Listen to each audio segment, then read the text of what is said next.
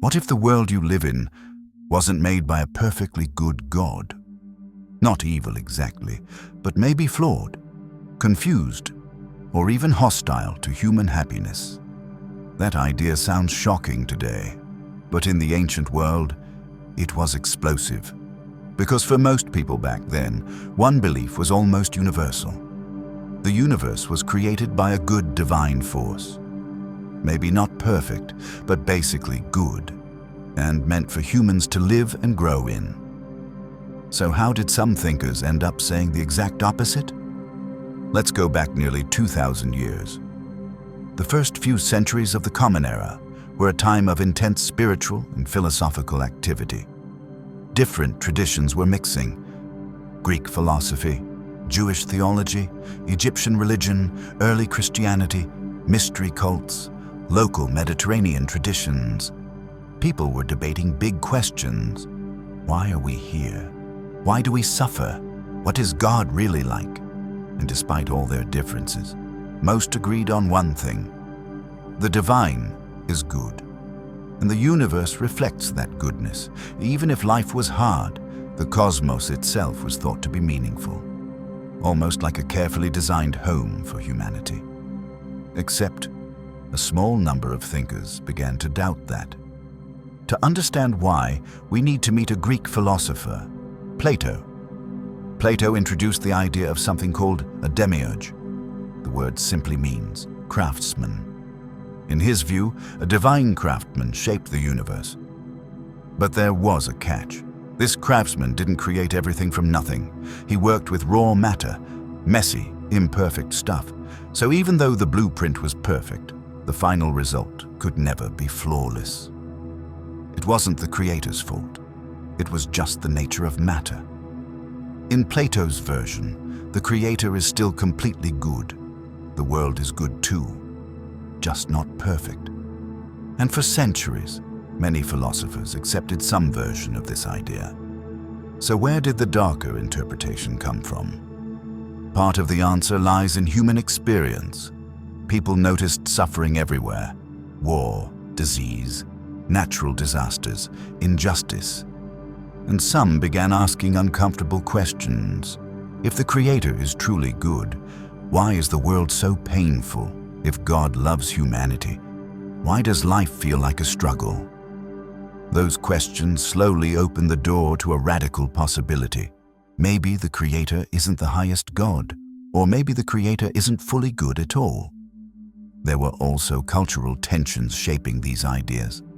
Religions didn't exist in isolation. They interacted, competed, and sometimes attacked each other intellectually. One fascinating example involves ancient Egypt and the God of Israel, Yahweh.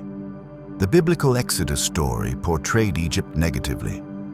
A powerful empire defeated, its gods shown as powerless, its ruler humiliated. Naturally, some Egyptian writers pushed back. They began associating Yahweh with Seth, an Egyptian god linked with chaos, storms, deserts, and outsiders. Some even mocked the idea that Jews worshipped a donkey-headed deity. This wasn't neutral history. It was religious rivalry and political propaganda. But these associations helped shape how some people outside Judaism viewed the God of Israel, not as a noble creator, but as a troubling or even dangerous force. Then came early Christianity, and things became even more complex. Some Christian thinkers struggled to reconcile two images: the strict, sometimes harsh God described in older scriptures, and the message of love and redemption associated with Jesus. One teacher, Marcion, took a bold stance. He argued that the creator God of the physical world was not the highest God at all. Instead, he claimed, the true God was revealed through Christ, while the creator was flawed, even oppressive. Other groups, often called Gnostic today, explored similar ideas. Some believed the creator was ignorant rather than evil. Some saw the physical world as a kind of spiritual trap. Others thought humanity carried a divine spark, trying to awaken. Not everyone agreed, of course. Mainstream Judaism, emerging Christianity, and many philosophers strongly rejected these views. But the debate itself shows something important.